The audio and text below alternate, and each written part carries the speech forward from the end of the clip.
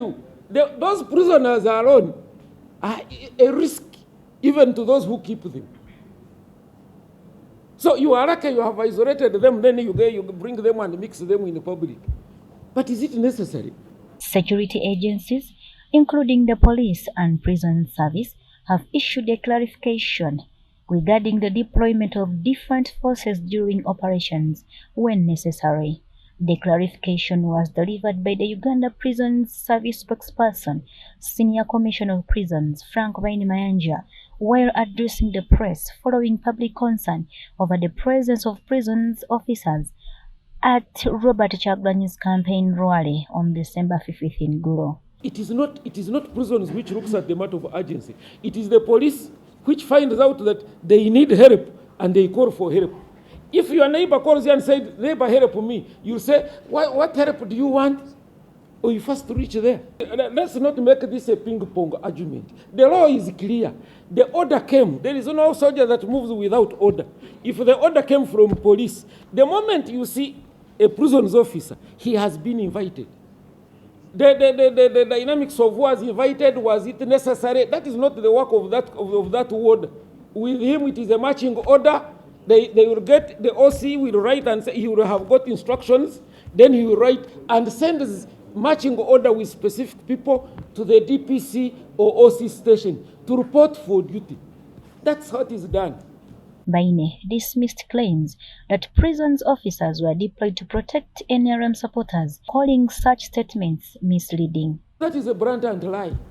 The total number of prisoners I have told you are 79,000. If you remove everybody, including the condemned and everything, even the child, they are 79,000.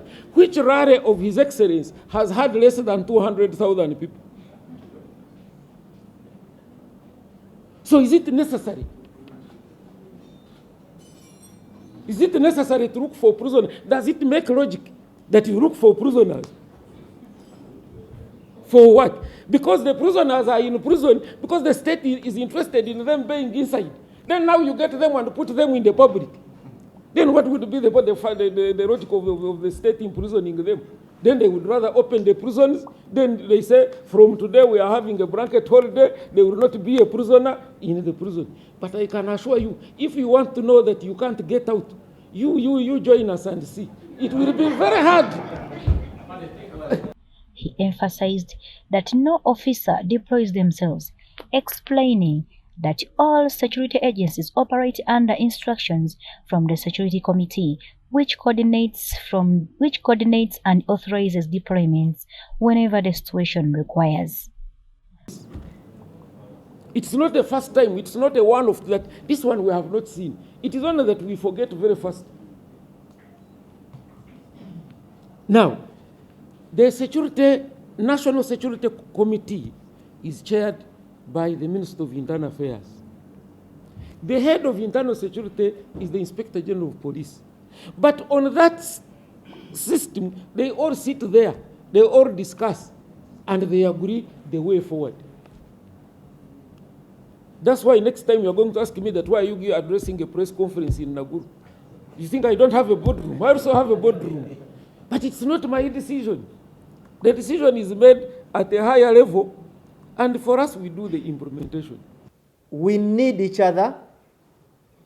The ratio of police to population in Uganda is still low.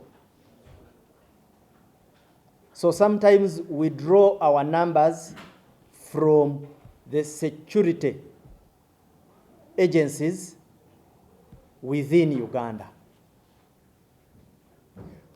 We have a framework under which we operate. It's called the Interagency Framework. That framework, the chairperson is the Chief of Defense Forces.